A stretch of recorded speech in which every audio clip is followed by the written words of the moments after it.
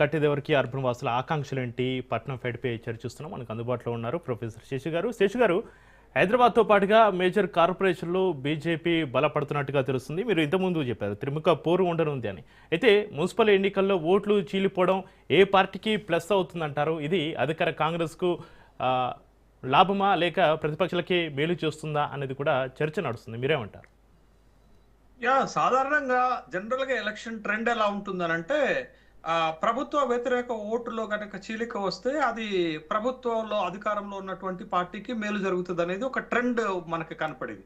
అయితే పట్టణ ఓటర్లు కాస్త ఎడ్యుకేటెడ్ ఉంటారు, సమస్యలపైన అవగాహన ఉన్నటువంటి వాళ్ళు ఉంటారు, పార్టీలకు ఓటు వేసేటటువంటి విధానం పైన అవగాహన ఉంటుంది అనేటటువంటి విషయం మనం గమనించాలి కదా. కాబట్టి అది ఎంతవరకు వర్కౌట్ అవుతుంది అనేది మనం ఇక్కడ పక్కన పెడితే, ఇక్కడ మీరు ఇందాక ఒక మాట అన్నారు, భారతీయ జనతా పార్టీ ఎమర్జెన్సీ ఏంటది, భారతీయ జనతా పార్టీ ఎట్లుంటుందని అంటే, మీరు చూడండి హైదరాబాద్ మున్సిపల్ కార్పొరేషన్ ఎన్నికల్లో గతంలో 4 కార్పొరేషన్ డివిజన్ నుంచి 48 కార్పొరేషన్ డివిజన్లకు వాళ్ళు పెరిగారు. తర్వాత మీకు కీలకమైనటువంటి నిజామాబాద్, కరీంనగర్ కార్పొరేషన్ డివిజన్స్లలో మెజారిటీ కార్పొరేషన్ డివిజన్ వాళ్ళు మేయర్ సీట్ కొట్టలేకపోయినప్పటికీ కూడా మేజర్ డివిజన్లలో గెలవగలిగారు. అంటే ఇట్లాంటి కొన్నిట్లలో 3 మున్సిపాలిటీలు గతంలో గెలవగలిగారు వాళ్ళు.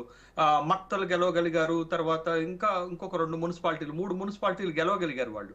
బట్ ఈసారి అంతకంటే ఎక్కువ పెర్ఫార్మెన్స్ ఉంటుందని ఆ పార్టీ భావిస్తున్నటువంటి నేపథ్యంలో, బట్ ఖచ్చితంగా ఈ త్రిముఖ పోటీలో కాంగ్రెస్ అడ్వాంటేజ్ తీసుకుంటుందానంటే, బట్ ఆ అడ్వాంటేజ్ మనకి కనపడట్లేదు. ఆ గట్టి ఫైట్ 3 పార్టీల మధ్య ఉంటుందనేది. ఎందుకనంటే ఈ ట్రెండ్ మనకి గతంలో తెలంగాణ ఏర్పడిన తర్వాత కనపడలేదు. అయితే ముఖాముఖి పోటీలు జరిగాయి కాబట్టి ట్రెండ్ కనపడలేదు.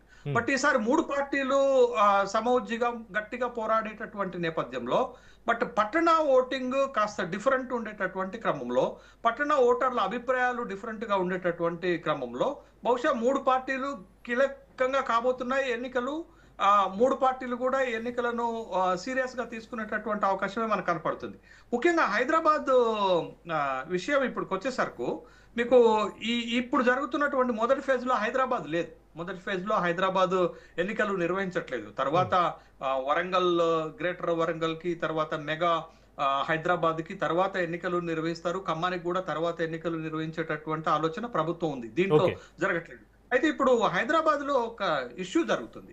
అదేంటి అని అంటే, సికింద్రాబాద్ కేంద్రంగా బీఆర్ఎస్ పార్టీ ఒక అంశాన్ని చూపుతుంది. అస్తిత్వ పోరాటం కొనసాగుతుంది. మీరు అదే అడగబోతున్నారు, నేను దానికి క్లారిఫికేషన్ ఇస్తున్నాను. ఈ సికింద్రాబాద్ కేంద్రంగా జరుగుతున్నటువంటి గొడవ ఏంటి, ఈ అంశం ఏంటి, ఈ అంశానికి ఉన్నటువంటి ప్రాధాన్యత ఏంటంటే, ఇప్పుడు కాంగ్రెస్ పార్టీ ఒక ప్రతిపాదన తీసుకొస్తుంది. ఏం ప్రతిపాదన అంటే, ఒక 27 మున్సిపాలిటీలను, ఒక 2-3 కార్పొరేషన్లను మీకు జిహెచ్ఎంసీలో కలిపేసి ఇప్పుడు మెగా హైదరాబాద్ గా మార్చేశారు. మెగా సిటీగా హైదరాబాద్ ని మార్చినటువంటి క్రమంలో 3 కమిషనరేట్లు ఏర్పాటు చేస్తున్నారు. ఒక హైదరాబాదు, సైబరాబాద్ కమిషనరేట్, మల్కాజ్గిరి కమిషనరేట్. ఎందుకంటే మల్కాజ్గిరి ఆ ప్రాంతాలకు ఉన్నటువంటి కార్పొరేషన్లు, తర్వాత మున్సిపాలిటీలు అన్ని హైదరాబాద్ గ్రేటర్ లో కలిపేశారు, మెగాలో కలిపేశారు. కాబట్టి మల్కాజ్గిరి కమిషనర్ ఏర్పాటు చేస్తున్నారు. దానికి కొనసాగింపుగానే 3 కార్పొరేషన్లు ఏర్పాటు చేస్తారనేటటువంటి ఒక అభిప్రాయం. హైదరాబాద్ కార్పొరేషన్, తర్వాత సైబరాబాద్ కార్పొరేషన్, తర్వాత మల్కాజ్గిరి కార్పొరేషన్. దాని ప్రకారం 3 జిల్లాలు ఏర్పాటు చేస్తారు దానికి కొనసాగింపుగా. హైదరాబాద్ జిల్లా, సైబరాబాద్ జిల్లా, మల్కాజ్గిరి ఇప్పుడు ఉన్నటువంటి జిల్లా మేడ్చల్ మల్కాజ్గిరి.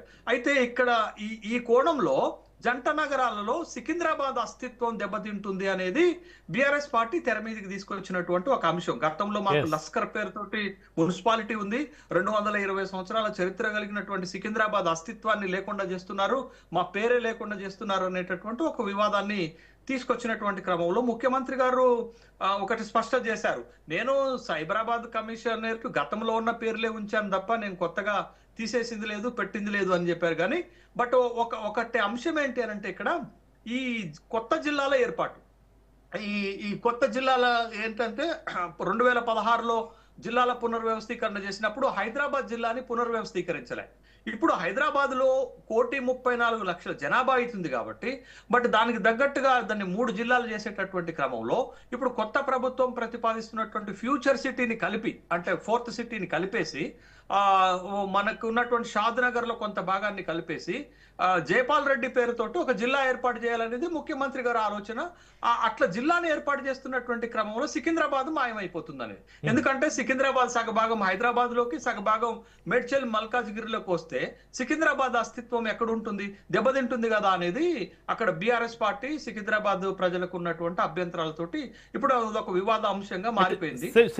క్లారిటీ శేష్ గారు, అయితే ఈ పట్టణ ఓటర్లు అభివృద్ధిని చూసి ఓటేస్తారా, లేక ఇలాంటి సెంటిమెంట్ పాలిటిక్స్ పనిచేస్తాయంటారా ఇలాంటి సిచ్యువేషన్? చక్రి అసలు ఈ అభివృద్ధి, ఈ పని, సేవ ఇవన్నీ పోయినాయి చక్రి. మొన్న 12,702 గ్రామాలకు ఎన్నికలు జరిగితే ఏ గ్రామంలో డబ్బులు పంచకుండా ఏ సర్పంచ్ గెలవలేదు. ఐదర్ అపోజిషన్ ఆర్ గెలిచినోళ్ళు గాని అందరూ డబ్బులు పంచి ఓటర్లను మ్యానిపులేట్ చేసి గెలిచినోళ్లే కదా. అసలు ఇంకా ఇప్పుడు మీ గ్రామ పంచాయతీ ఎన్నికల్లో గ్రామాల సమస్యలు ఎలివేట్ అయినాయా? గ్రామీణ సమస్యల పైన చర్చ జరిగిందా? ఎక్కడన్నా జరిగిందా? మీడియాలో జరగలేదు, సోషల్ మీడియాలో జరగలేదు, గ్రామీణ ప్రాంతాల్లో జరగలేదు. ఎక్కడ కూడా అసలు అంశాలు చర్చకే రాలే, సమస్యలు చర్చకే రాలే, అభివృద్ధి చర్చకే రాలే, సంక్షేమ పథకాలు చర్చకే రాలే. వచ్చిన డబ్బులే, ఓటుకి ఎంత ఇస్తావు? 500. అరే ఒక్కొక్క గ్రామాల్లో లక్షల కోట్ల రూపాయలు ఖర్చు పెట్టి గెలిచారంటే ఇంకెవడికి పట్టింది అభివృద్ధి, సంక్షేమ పథకాలు ఇవన్నీ? రేపు పట్టణ ప్రాంతాల్లో కూడా మీకు ఒక ఇంట్రెస్టింగ్ అంశం చెప్తాను చక్రి. నేను పోయినసారి హైదరాబాద్ లోనే మున్సిపల్ కార్పొరేషన్ ఎన్నికలు జరిగేటప్పుడు అక్కడే ఉన్నాను. 3 పార్టీలు డబ్బులు పంచారు. ఒక 4 ఓట్లు ఉన్న ఇంటికి 27,000 రూపాయలు వచ్చాయి. 3 పార్టీలు డబ్బులు పంచాయి. కాదని చెప్పగలుగుతారా? గుండె మీద వేసుకొని చేయగలుగుతారా? భాగ్యలక్ష్మి అమ్మవారి టెంపుల్ కు రమ్మానండి, ఒట్టేస్తారా? ఇదంతా లేదు చక్రి. ఇవాళ ఓటుకి డబ్బులు ఇచ్చి కొనుక్కొని ఇవాళ ఎన్నికల్లో నిలబడి, అది గ్రామ పంచాయతీలైనా, మున్సిపాలిటీలైనా, కార్పొరేషన్లైనా, జెడ్పీటీసీ అయినా, ఎంపీటీసీ ఎన్నికలైనా, ఎలక్షన్ అనేది ఒక కార్పొరేట్ పెట్టుబడి ప్రాసెస్ గా మారిపోయింది తప్ప ఇక్కడ అంశాలు ప్రాతిపదిక కాదు. అంశాలు అనేది సెకండరీ, బట్ డబ్బు పంపకం అనేది ప్రైమరీగా మారిపోయింది. కాబట్టి అదే అన్నిటినీ మార్చేస్తుంది, అదే అన్నిటినీ నోరు మూయించేస్తుంది. కాబట్టి అభివృద్ధి అజెండాలు, సంక్షేమ అజెండాలు అనేది least bothered priorities in the election, but only the money is the top priority in the election. రేపు పొద్దున కార్పొరేషన్, మున్సిపాలిటీలలో కూడా ఇంకా భారీ స్థాయిలో ప్రలోభాలు, డబ్బుల పంపకము, దీంతో ఎలక్షన్ జరుగుతుంది తప్ప ఇవాళ రాష్ట్ర వ్యాప్తంగా అన్ని మున్సిపాలిటీలలో, కార్పొరేషన్లలో బేసిక్ ఎమ్యూనిటీస్ లేవు. ఇప్పుడు హైదరాబాద్ కున్న సమస్యలు ఏ నగరానికన్నా ఉన్నాయా చక్రి? అసలు ఈ దేశంలో సెంటీమీటర్ వాన పడితే కిలోమీటర్ల దూరంలో ట్రాఫిక్ ఆగిపోతుంది.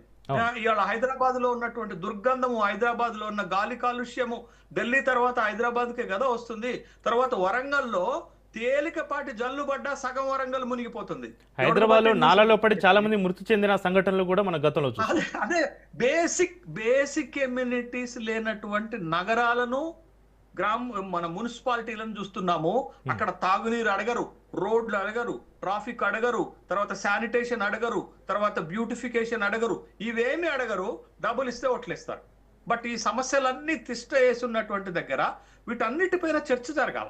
వీటన్నిటి ప్రాతిపదిక ఎలక్షన్ జరిగితేనే పార్టీలకైనా, నిలబడ్డటువంటి అభ్యర్థులకైనా ఏదైనా అజెండా తోటి అభివృద్ధి చేయాలనుకుంటారు, సమస్యలు పరిష్కారం చేయాలనుకుంటారు. కానీ ఓటింగ్ జరుగుతుంది ఆ ప్రాతిపదిక మీద కాదు కదా. డబ్బుల ప్రాతిపదిక మీద ఓటింగ్ జరుగుతున్నప్పుడు సమస్యలు ఎట్లా పరిష్కారం అవుతాయి? వాళ్ళు అభివృద్ధి చేయాలనేటటువంటి అజెండా ఎక్కడ ఉంటుంది? అరే, వరంగల్ లాంటి ఒక చారిత్రకమైనటువంటి పట్టణానికి 40 ఏళ్లుగా మాస్టర్ ప్లాన్ లేకుండా నడిచిపోయింది. ఇంకేమున్నట్టు అభివృద్ధి అక్కడ? దేనికోసం పాలన జరిగినట్టు అనేటటువంటి విషయం మనం ఆలోచన చేస్తే ఏం దొరుకుతుంది? తాగటానికి నీళ్లు ప్రతిరోజు దొరకనటువంటి మున్సిపాలిటీలు ఎన్నున్నాయి? సరైనటువంటి కనెక్టివిటీ, ఇంటర్నల్ కనెక్టివిటీ, రోడ్లు లేని మున్సిపాలిటీలు ఎన్నున్నాయి? లైట్లు, వీధి దీపాలు లేనటువంటి మున్సిపాలిటీలు ఎన్నున్నాయి? ఇవన్నీ రేపటి ఎన్నికల్లో చర్చకు వస్తే బాగుంటుంది. ఇవేమి చర్చకు రావు. కేవలం డబ్బులు పంచి గెలవటానికే పార్టీలు సిద్ధపడుతున్నాయి, అభ్యర్థులు సిద్ధపడుతున్నాయి. డబ్బులు పంచేటటువంటి వాళ్ళకే బీఫామ్ ఇస్తారు, డబ్బులు పెట్టగలిగిన వాళ్ళకే బీఫామ్లు ఇస్తారు. అయితే శేష్ గారు, ఇక్కడ ఒకసారి ప్రభుత్వ నిర్ణయాల అంశం కూడా ఒకసారి చూసినట్లయితే ఔటర్ రింగ్ రోడ్డు ORR పరిధిలోని 27 మున్సిపాలిటీలను జీహెచ్ఎంసీలో విలీనం చేయడం వల్ల పరిపాలన సౌలభ్యం పెరుగుతుందా, లేక పన్నుల భారంతో ప్రజల వ్యతిరేకత వచ్చే ప్రమాదం ఉందంటారు? ఓ చక్రి గారు, దీనికి ఒక మంచి ఎగ్జాంపుల్ చెప్తాను నేను. ఉమ్, ఇప్పుడు నిన్న మొన్న హైదరాబాద్ బృహన్నల్ ముంబై కార్పొరేషన్ కి ఎన్నికలు జరిగాయి కదా. అవును. 227 వార్డులు ఉంటాయండి అక్కడ. ఈ దేశంలోనే, ఆసియా ఖండంలోనే అతి పెద్ద కార్పొరేషన్ అది. మీరు 74,000 కోట్ల రూపాయల బడ్జెట్. హైదరాబాద్ బడ్జెట్ ఎంత తెలుసా చక్రి గారు? 8,440 కోట్ల రూపాయలు మాత్రమే. దాని బడ్జెట్ 74,000 కోట్ల రూపాయలు. అక్కడే 227 డివిజన్స్ ఉంటే మనం ఇప్పుడు ఏం చేసాం? 300 డివిజన్స్ కు పెంచుకున్నాం హైదరాబాద్ కార్పొరేషన్ ని. అయితే ఒకప్పుడు ముంబైని 3 కార్పొరేషన్లు చేశారు, ఢిల్లీని 3 కార్పొరేషన్లు చేశారు, కానీ ఫలితాలు రాలేదని విలీనం చేశారు. ఇవాళ Okay. మనం ఏం చేస్తున్నాం? హైదరాబాద్ ని మళ్ళా 3 కార్పొరేషన్లు చేయబోతున్నాం అనేటటువంటి ప్రకటన. అయితే మన ముందు చరిత్ర పాఠాలు చెప్తున్నప్పటికి కూడా వాటి నుంచి గుణపాఠాలు నేర్చుకోకుండా ఇవాళ 27 హైదరాబాద్ నే ప్రొటెక్ట్ చేసుకోలేకపోతున్నాం. హైదరాబాద్ లో ఉన్నటువంటి 1,00,00,000 మంది ప్రజలకే మనం ఇమ్యూనిటీస్ ఇవ్వలేక